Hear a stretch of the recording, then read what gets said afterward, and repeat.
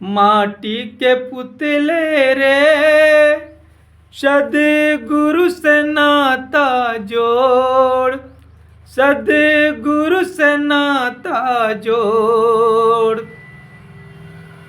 अरे जिसके लिए तू महल बनाया, जिसके लिए तू महल बनाया, उसने तुझको किया भिखारी रे।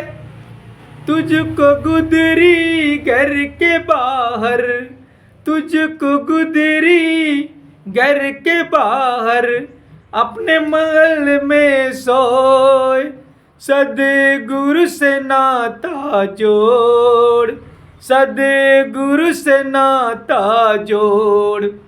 माटी के पुतले रे, सद्गुरु से नाता जोड़, सद्गुरु से नाता जोड़।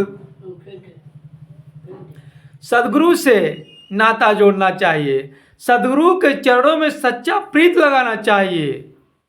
यह तो मिट्टी का शरीर है, ना जाने कब टूट जाएगी, ना जाने कब इसमें से यह बोलने वाला शरीर ही निकल जाएगा।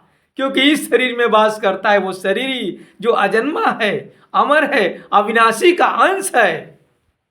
लेकिन इससे भी मुक्ति तब मिलती है जब जा करके जहाँ से तार टूटा है वहीं से जोड़ा जा सकता है, जहाँ से निकाले वहीं फिर फिट हो सकता है। उसी प्रकार यह आत्मा जिस दिन परमात्मा से मिलकर लेता है, परमात्मा में विलीन हो जाता है, तभी उसका आना इस धरती पर सार्थक हो जाता है। नहीं तो यह तो मिट्टी का पुतला है, मिट्टी का शरीर है जिसमें हम बोल रहे हैं, जिसमें हम वास करते हैं। इसकी कोई गारंटी नहीं, आज जीवित हूँ तो तपस्या कर लो, आज जीवित हो तो तपस्या कर लो। ना जाने किस दिन, किस क्षण, किस मोड़, किस नुक्कड़, किस चौराहे पर यह प्राण पखेरु निकल जाए और तेरा भी यहाँ पर आने का समय पूर्ण हो जाए।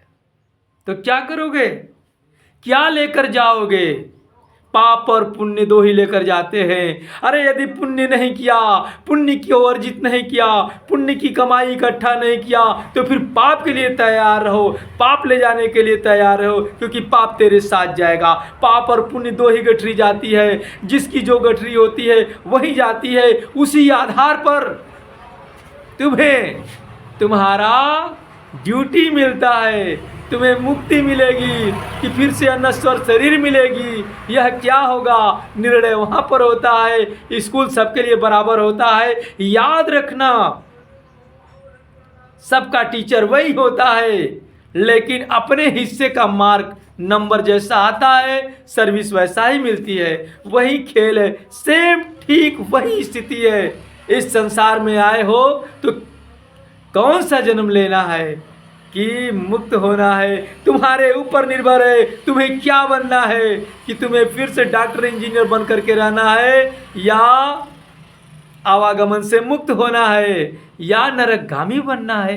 तुम खुद निर्णय करोगे। ये तुम्हारे सोच के ऊपर है, तुम्हारे विचार के ऊपर है। और ये तभी संभव है जब कोई अच्छा सद्गुरु मिल जाए। बिन सत्संग मिले ही नहीं संता।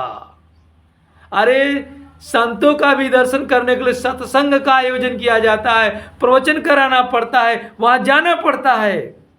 तो संतों के जो सद्गुरु हैं वह ऐसे नहीं मिलते हैं, उनके लिए तो बहुत तपस्या करना होता है। सहज में उन्हीं को मिलता है जिनका पूर्व जन्म का किसी जन्म की तपस्या प्रगाढ़ होती है।